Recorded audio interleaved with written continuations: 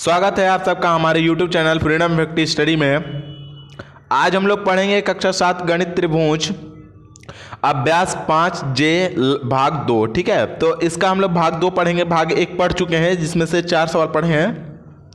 भाग 2 में हम लोग इसमें का 5 से पढ़ेंगे 8 तक। ठीक है, तो पहला जो चौथा सवाल था जस्ट वैसा ही 5वां सवाल है। इसमें जो चित्र दिया हुआ है और सेम चित्र उसमें भी दिया हुआ था, ठीक है ना। उसमें बस एक गड़बड़ी थी उस चित्र में कि वहाँ पे जो चित्र में जो ये कोण जो यहाँ पे 30 डिग्री है वो दिया हुआ नहीं था, आप उसमें लिख लेंगे। ठीक है ना, जैसे दिया हुआ उपयुक्त आकृति में यहाँ पर दिया हुआ कि पॉइंट उपयुक्त आकृति यहाँ पर जगह जो ये किताब का नंबर दिया होगा 5 यहाँ पर जगह 5-3 में यदि यहाँ पर दिया हुआ है कि एक मतलब कि M तथा N क्रमशः AB तथा AC भुजाओं के मध्य बिंदु हो तो, ठीक ना, मध्य बिंदु हो तो, ये मध्य बिंदु हो तो, ठीक है ना। तो बताना है कि B यहाँ B और C और यहाँ पर हो जाएगा MN, BCMN का अनुपात ज्ञात करना है। देखिए अगर मध्य बिंदु हैं तो अनुपात क्या होगा उसको हम लोग को बताना है। तो सबसे पहले हम लोग लिखेंगे क्या चीज़ कि त्रिभुज, यहाँ पर जाएगा त्रिभुज ABC बड़ा वाला त्रिभुज लेंगे ABC और यहाँ पर हो जाएगा हमारा क्या चीज़, यहाँ पर जाएगा त्रिभुज, यहाँ पर जाएगा AM और N समरूप त्रिभुज है। ठीक है ना, समरूप क्या हमारा त्रिभुज है, समरूप हैं। ABC क्या है हमारा समरूप है। यहाँ पर जाएगा BC बटे में हो जाएगा हमारा MN, BC बटे में MN, BC बटे में MN, क्योंकि जानती हैं समरूप त्रिभुज में इसके इक्वल में लिया जाता है। तो यहाँ पर हो जाएगा BC बटे में MN इक्वल यहाँ पर हो जाएगा AB और बटे में कितना हो जाएगा हमारा AM। ठीक है, AB इक्वल यहाँ पर हो जाएगा हमारा कितना, हमारा AM। ठीक है ना, AM ये दोनों ये समरूप होने चाहिए जब क्या हमारा समरूप त्रिभुज है तो। ठीक है, क्यों, अब देखिए यहाँ पे हो जाएगा हमारे इतना तो आ गया इक्वल टू। अब यहाँ पे इक्वल टू इसमें देखना क्या चीज़ है, इक्वल टू इसके 2 के इक्वल होगा, क्योंकि जब दोनों इक्वल है तो ये पूरे को लेंगे तो 2 के इक्वल होगा। AM लेंगे, AM क्या हो जाएगा हमारा, ऐसे लिख सकते हैं कि 2AM, याद रखिएगा 2AM इसका 2 गुना 2AM बटे में जाएगा AM मतलब 2AM मतलब ये 2 गुना कर लिया जाए और 1 AM को कटा दिया जाए इसको में से, तो क्या बचेगा हमारा 2 ही बचेगा। तो यहाँ पे लिख देंगे हम लोग, इतना हो गया। अब देखिए अनुपात में चूंकि यहाँ पे लिखिए, चूंकि यहाँ पे जाएगा M भुजा क्या हो जाएगा हमारा AB का मध्य बिंदु है। M भुजा क्या हमारे, ये AB का क्या है, मध्य बिंदु है, का मध्य बिंदु है, इसलिए ये बात लिखा गया है। समझ में आया, चूंकि ये बात इसके सामने होनी चाहिए, जगह नहीं है इसलिए मैं नीचे लिख दिया हूँ, आप इसके सामने लिखिएगा। ठीक है ना, मध्य बिंदु है। ठीक है, मध्य बिंदु है। ठीक है ना, आप नीचे भी लिख सकते हैं, कोई दिक्कत नहीं है, बस इस बात को तुरंत लिख लीजिएगा इसके जस्ट बाद। ठीक है ना, कि मध्य बिंदु है इसलिए हम लोग इसके 2 गुना का आधा कर लेंगे। मतलब मध्य बिंदु है तो जाहिर सी बात है इसे बीच में होगा, मतलब ये पूरी भुजा अगर ये आधा लिया जाए तो 2 बार लेंगे तो ये क्या हो जाएगी, दोनों इक्वल हो जाएगा, AB के इक्वल होगा। ठीक है ना, इस बात को समझिए। AM से AM को कटा देंगे, AM से AM को कटा देंगे तो क्या बचेगा हमारा, 2 संबंध एक नीचे में बचता है, तो यहाँ पर हो जाएगा हमारा क्या चीज़ B और C, मतलब ये बचा हुआ भाग BC अनुपाते MN इक्वल यहाँ पर हो जाएगा हमारा, ये इससे कट जाता है अगर बाई चांस, तो यहाँ पर जाएगा 2 संबंध क्या हो जाएगा हमारा 1, और यही इसका क्या हो जाएगा अनुपात में हो जाएगा। या फिर लिख सकते हैं कि अतः यहाँ पे लिख सकते हैं BC अनुपाते MN इक्वल यहाँ पे 2 संबंध 1 है। ठीक है ना, यहाँ पे हो जाएगा होगा या है। ठीक है ना, होगा, ये आंसर लिख लीजिएगा इस तरीके से। ये 5वां सवाल हुआ खत्म। अब हम लोग आते हैं इसके 6ठे सवाल पर। 6ठा सवाल हमारा दिया हुआ है कि 2 समांतर रेखाखंड AB, ठीक ना, 2 समांतर रेखाखंड AB और यहाँ पर हो जाएगा CD खींचिए, A को D से और B को C से मिलाइए। सबसे पहले हम लोग दो एक समांतर रेखा खींच लेते हैं इस तरीके से, और इस तरीके से एक समांतर रेखा खींच लिए। ठीक है ना, ये समांतर रेखा है। ठीक है, एक को लिख लीजिए A और यहाँ पर हो जाएगा हमारा B, और ये लिख लीजिए C और D, मतलब C और D जैसा बोला वैसा कर लीजिए CD। फिर बोला है कि A को D से, मतलब इसको यहाँ से इस तरीके से मिला लीजिए। ठीक है ना, और B को C से, B को यहाँ पे C से मिला लीजिए, इस तरीके से मिला लीजिए। सीधा होना चाहिए, ये थोड़ा टेढ़ा हो गया मेरा। ठीक है ना, ये एकदम सीधा होना चाहिए, इस तरीके से स्केल से आप माप के मिलाइएगा। ठीक है, अब यहाँ पे बीच में लिख सकते हैं हम लोग, कोई माप ओ लिख देते हैं, ओ लिख लीजिए, जो मतलब कटान बिंदु है या प्रतिच्छेदित बिंदु, इसको ओ लिख लीजिए। एक दूसरे को ओ बिंदु पर काटती हैं या प्रतिच्छेदित करती हैं, बात एक ही हुआ, यही लिख दीजिएगा, ठीक है ना। अब लिख देंगे कि दो समांतर रेखाएं, ठीक है ना, जैसा आपने बनाया दो समांतर रेखाएं, दो समांतर रेखा, ठीक है ना, समांतर रेखाएं यहाँ पर हो जाएगा ए बी तथा यहाँ पर हो जाएगा हमारा क्या चीज़ सी डी, खींचिए, खींचा या फिर खींचिए, खींचा, ठीक है ना। यहाँ पर हो जाएगा ए डी तथा यहाँ पर हो जाएगा बी सी को मिलाया, बी सी को क्या किया हमने, मिलाया, जैसा बनाया वैसे अपने को लिखना है, मिलाया, ठीक है, मिलाया।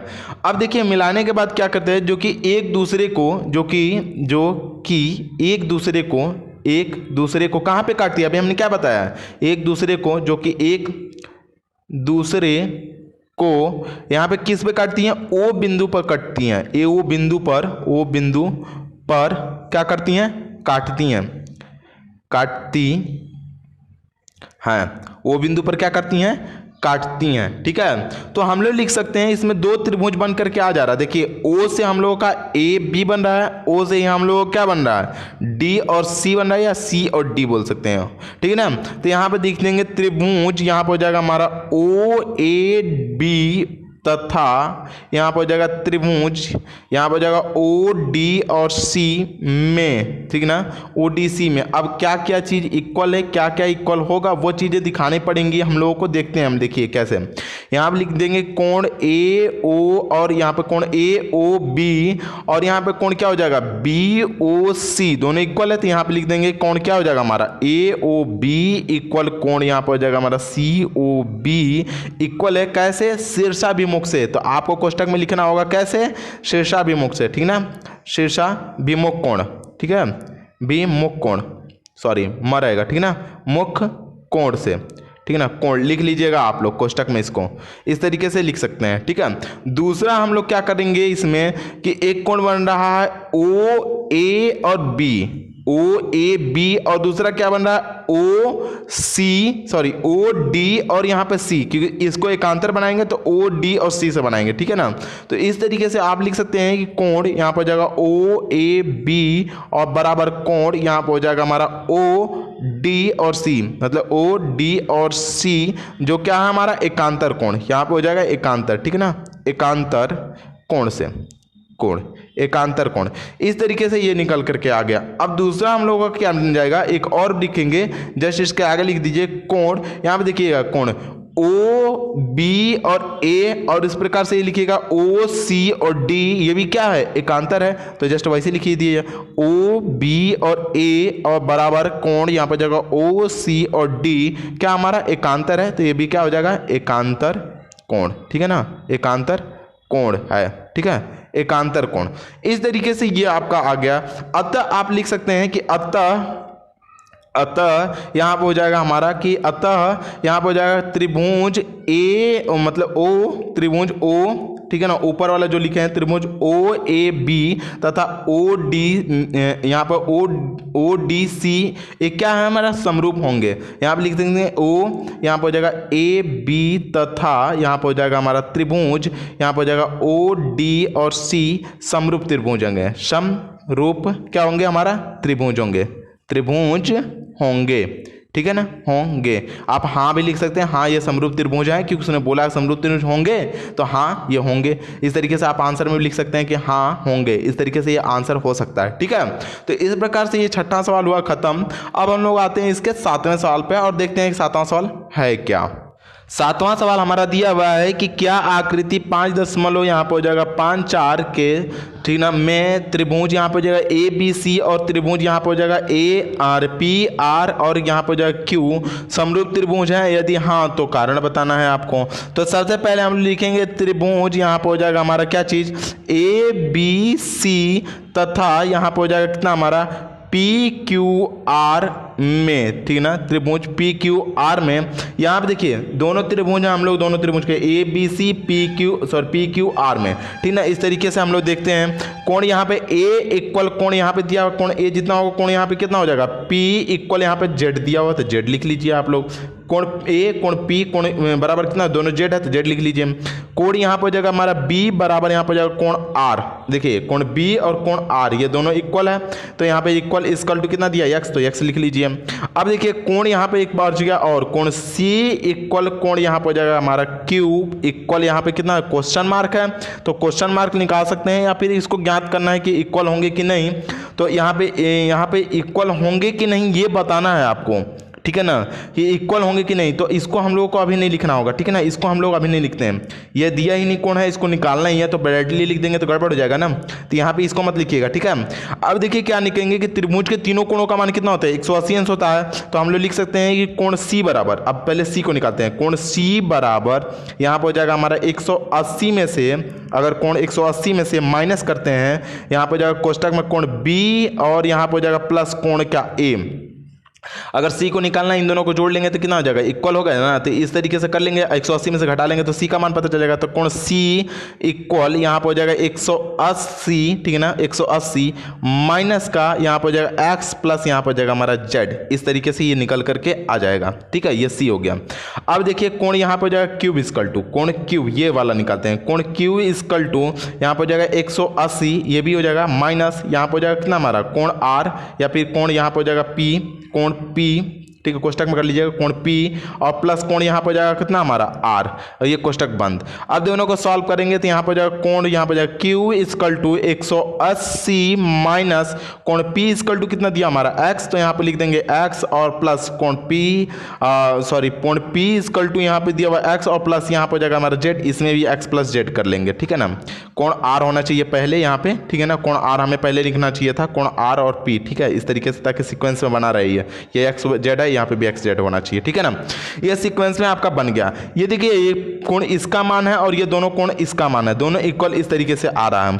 तो आप अब दोनों कोणों को क्या कर सकते हैं, चूंकि दोनों को हम लोग क्या कर सकते हैं एक साथ दिखा सकते हैं, तो दोनों को इक्वल दिखाएंगे, दोनों इक्वल क्या है हमारा, ये दोनों को जोड़ेंगे घटाएंगे दोनों कट जाएगा, तो यहाँ हम लिख सकते हैं कोण यहाँ पर हो जाएगा हमारा सी इक्वल यहाँ पर क्या हमारा कोण यहाँ पर हो जाएगा हमारा आर, कोण क्या हो जाएगा हमारा सॉरी कोण क्यू, कोण सी इक्वल क्या हो जाएगा कोण क्यू, कि देखिए कोण सी का वैल्यू भी 180 माइनस यहाँ पर हो जाएगा 180 माइनस यहाँ पर जाएगा जेड एक्स प्लस जेड आ रहा है, इसका भी आ रहा है कोण क्यू का भी 180 माइनस एक्स प्लस जेड आ रहा है, इसलिए हमारा क्या हो जाएगा कोण सी और इक्वल कोण क्यू, ठीक है। चूंकि यहाँ पे लिख सकते हैं चूंकि, ठीक है ना, यहाँ पे चूंकि, ठीक है ना, दोनों कोण आप साइन भी बना सकते हैं चूंकि का, ठीक है ना, चूंकि दोनों त्रिभुज, ठीक है ना, त्रिभुज के तीनों कोणों का योग, ठीक ना, तीनों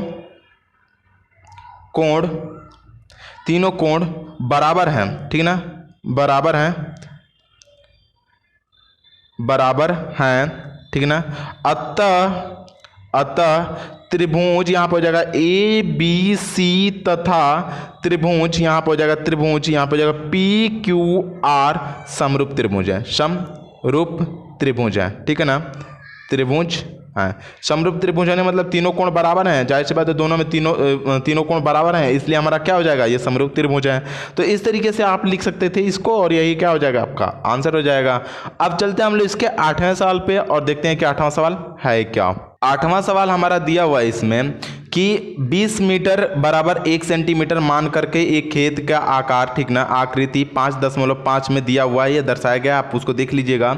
40 मीटर बराबर 1 सेंटीमीटर मानकर खेत का नया आकार अपनी अभ्यास पुस्तिका में दर्शाना है आपको, बस दर्शाना है, दिखाना है आपको। तो ध्यान से समझिएगा कि इसका 1 सेंटीमीटर जो होगा वो देखिएगा 1 सेमी, ठीक है ना, इस बात को समझिएगा, 1 सेमी बराबर क्या हमारा 20 सेंटीमीटर, ठीक है ना, 20 मीटर। अब बात समझ में आ रहा, 1 सेमी बराबर क्या हो जा रहा है 20 मीटर। इसका मतलब क्या हो जाएगा कि आप इस तरीके से भी कर सकते हैं इस बात को कि 1 सेंटीमीटर बराबर 20 हो गया। अब 1 सेंटीमीटर पर क्या हो जा रहा है, आप 1 सेंटीमीटर पर जब नया बना रहे हैं तो क्या हो जा रहा है इसके जस्ट बटे में 40 हो जा रहा है, तो 40 मीटर हो जा रहा है, तो 40 मीटर। इस तरीके से आप इन दोनों कट कर लेंगे, मतलब इसको कट कर लेंगे, मतलब 20 बटे में हो जाएगा हमारा 40, मतलब कट करके आ जाएगा तो कितना हो जाएगा हमारा 1 बटे में 2, और जो 1 1/2 ये भाग आ रहा है, इसका मतलब कि जो 13 सेंटीमीटर की, या फिर सबसे पहले 12 को लिख लीजिए, यहाँ पे ए बी सी इसको लिख सकते हैं। जैसे कि यहाँ पे लिख दीजिए हमारा ए हो जाएगा, ये हो जाएगा बी और ये हो जाएगा हमारा सी। तो मान लीजिए हम लोग लिख सकते हैं कि यहाँ पे अगर मान लीजिए कि एक त्रिभुज बनता है कि सॉरी यहाँ पे ए और यहाँ पे जाएगा सी, ए सी बराबर 5 सेमी है तो 5 का 1/2 कर लेंगे, 1/में यहाँ पे कर लेंगे 2, तो कट करके निकाला जाएगा 2.5 सेमी, ठीक है ना, 5 सेमी। मतलब जो 5 सेंटीमीटर की भुजा थी अब 2.5 सेंटीमीटर खींचनी पड़ेगी, ठीक है। अब यहाँ पे जाएगा बी और सी बराबर, यहाँ पे कितना दिया 12, तो इसका 1/2 कर लेंगे तो कट करके निकल के आ जाएगा हमारा 6 सेमी, तो ये हो जाएगा 6 सेंटीमीटर। ए और बी के बराबर 6 सेंटीमीटर। यहाँ पे जाएगा सी ए और बी बराबर, अब ए बी निकालेंगे तो ए बी बराबर दिया हमारा 13, ठीक ना, 13 दिया हुआ है, यहाँ पे ध्यान से देखिएगा 13, तो गुणे का इतना कर लेंगे 1/2, दोनों कटा लेंगे तो कितना बच जाएगा हमारा 6.5 सेमी। अब इसी माप का बना लीजिए, पहले आप इधर खींच लीजिएगा, जिधर से निकालें 5 का कितना हुआ है 2.5, तो 2.5 लिख दीजिएगा, 5 का 2.5, यहाँ पे बी और सी, बी सी बराबर 12 है, 12 का आधा 6, मतलब इधर 6 का कर लीजिएगा, 6 हो जाएगा, ठीक है। अब 6 के बाद यहाँ पे बोला ए और बी, मतलब यहाँ पे देखिए बी हो जाएगा, यहाँ पे सी हो जाएगा, और ए और बी बराबर कितना निकल करके आ जाएगा, ये हो जाएगा आपका, यहाँ पे हो जाएगा ए, मतलब अब जिसका जिसका मान है उसको लिख दीजिए 1.5 सेंटीमीटर सेमी। आप अपनी मर्जी से इसी तरीके से खींचेंगे स्केल से माप करके, ठीक है ना। ये 2.5 होना चाहिए, ये होना चाहिए 12 का आधा 6 सेंटीमीटर होना चाहिए, ठीक है। और यहाँ पे ए बी जो कि है 13 सेंटीमीटर का आधा होना चाहिए 6.5 सेंटीमीटर, ठीक है। तो इस तरीके से ये 8वां सवाल हुआ खत्म आपका, ठीक है ना।